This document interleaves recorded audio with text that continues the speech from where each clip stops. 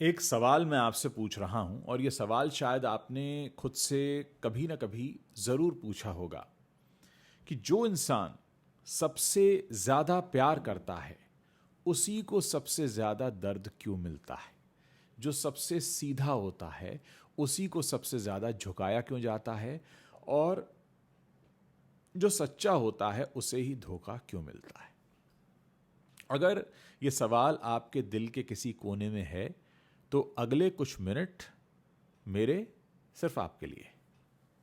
पहले समझते हैं कि धोखा होता क्यों है।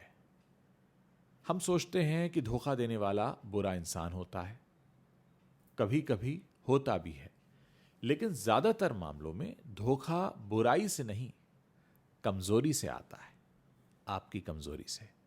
जो इंसान खुद से ईमानदार नहीं है वो दूसरों से कैसे होगा, और जो अपने डर को स्वीकार नहीं कर सकता वो सच बोलने की हिम्मत जुटाएगा कैसे।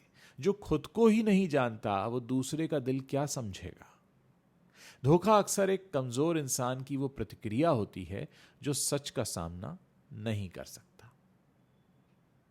एक किताब में मैंने कहीं पढ़ा था कि प्यार एक कला है और जो इस कला को नहीं जानता वो चाहे कितना भी दावा करे वो प्यार कर ही नहीं सकता।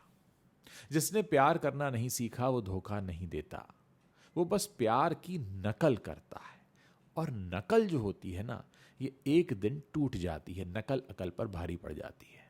अब आते हैं उस इंसान की बात पर जो सहन करता है।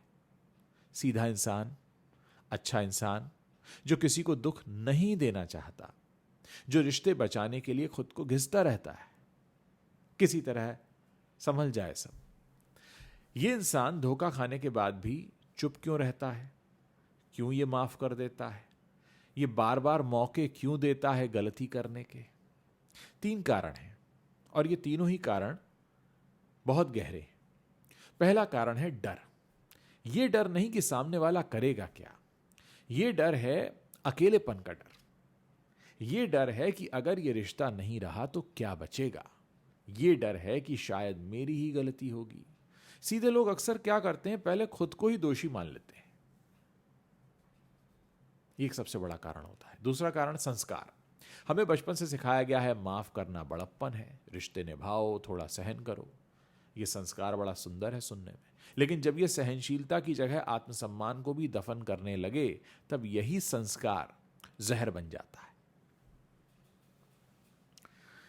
तीसरा कारण है प्यार का भ्रम। सीधे लोग ये मान लेते हैं कि मैं इतना प्यार करता हूं तो सामने वाला भी करता ही होगा। वो अपनी भावनाओं को दूसरे पर प्रोजेक्ट करते हैं और यही उनकी सबसे बड़ी गलती होती है। जो खुद को नहीं बचाता उसे दुनिया भी नहीं बचाती है। पहले आपको अपनी इज्जत करनी पड़ेगी। ये बात सुनने में थोड़ी क्रूर लग सकती है लेकिन ये सच है।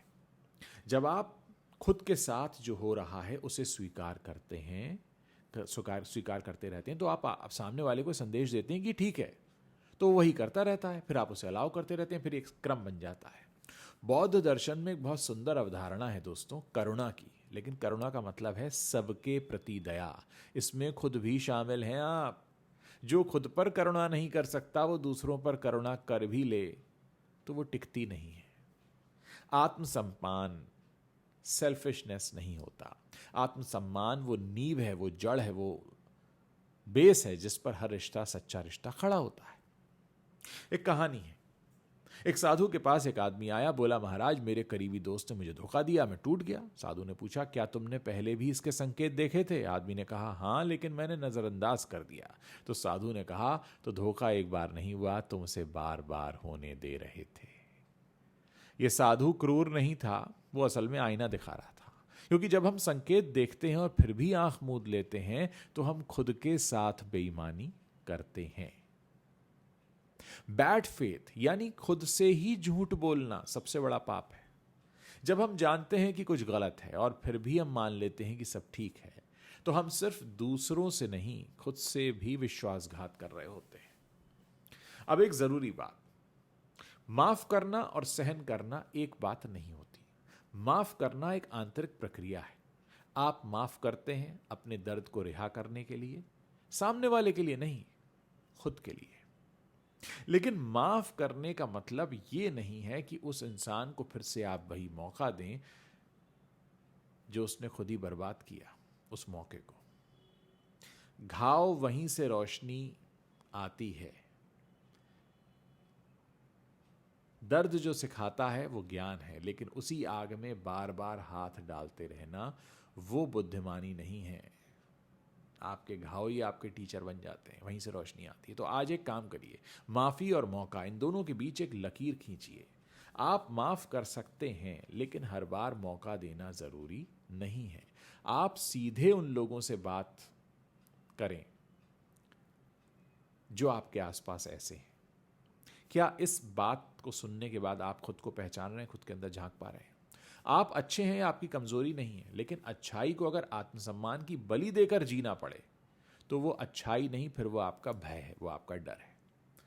आप रिश्ते बचाना चाहते हैं, ये बड़ी सुंदर बात है, लेकिन जो रिश्ता सिर्फ आपकी चुप्पी से टिका हुआ है वो रिश्ता नहीं है, वो बोझ है, ये भी समझ लीजिए। आप प्यार करते हैं, एक ताकत है, लेकिन प्यार में अपना वजूद मिटा देना प्यार की खूबसूरती को खत्म कर देता है। दूसरे लोग तुम्हारे साथ क्या करते हैं ये उनका स्वभाव है, तुम उसके बदले में क्या करते हो ये तुम्हारा चरित्र है। अपना चरित्र बचाओ, लेकिन उसे बचाने के लिए पहले अपनी सीमाएं तय करो। रिश्ते में खुद को झोंक मत दो। तो करना क्या चाहिए? देखिए, पहली बात, खुद को सुनना शुरू कीजिए। अगर आपके अंदर कुछ है जो आवाज आ रही है कि यार ये ठीक नहीं है, तो उस आवाज को दबाइए मत। वो आवाज आपकी अंतरात्मा की है, वो रेड फ्लैग आपको दिखना शुरू हो गया है रिश्ते में। दूसरी बात, हर रिश्ते में 3 सवाल पूछिए। पहला तो ये कि क्या ये इंसान मेरे साथ है या सिर्फ तब है जब उसे जरूरत है। दूसरा, क्या मैं इस रिश्ते में खुद को खो रहा हूं। और तीसरा, क्या इस रिश्ते में मेरी भी इज्जत है। एक और बात, अपनी कीमत आप खुद तय करिए। जो खुद को सस्ता रखता है ना, दुनिया फिर उसे सस्ते में ही लेती है। और एक और चौथी बात मैं आपको बता दूं, अकेलेपन से डरना बंद कर दीजिए।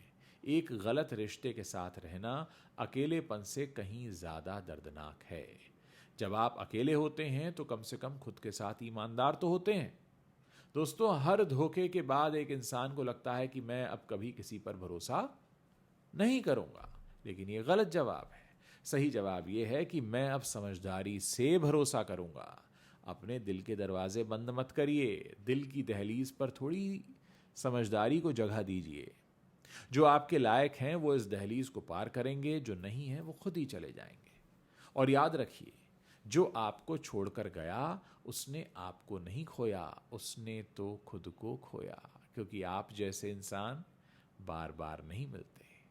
अगर ये वीडियो आपके दिल को छू रहा हो तो एक काम जरूर कीजिएगा, किसी ऐसे इंसान के बारे में सोचिए जो अभी भी किसी रिश्ते में तकलीफ में है। और हो सकता है आपका ये जो वीडियो आप अभी देख रहे हैं वीडियो, हो सकता है उसे अपनी जिंदगी में कोई बड़ा फैसला लेने के लिए मदद करे।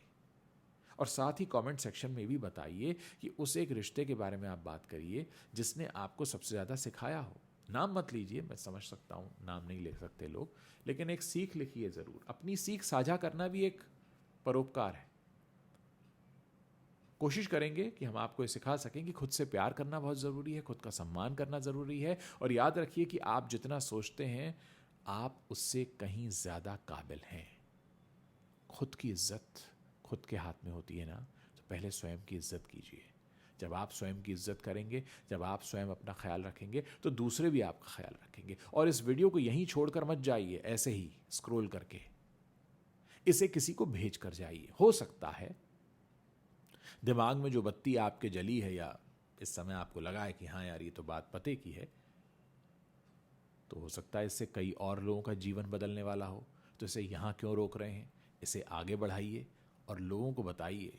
कई बार सोच विचार हमारे मन के अंदर होते हैं पर हम उन तक पहुंच नहीं पाते। मेरी कोशिश है आपको अपने मन के अंदर आप झांकें, इसमें मैं मदद करूं। उम्मीद है आपको मेरी बात समझ में आई हो।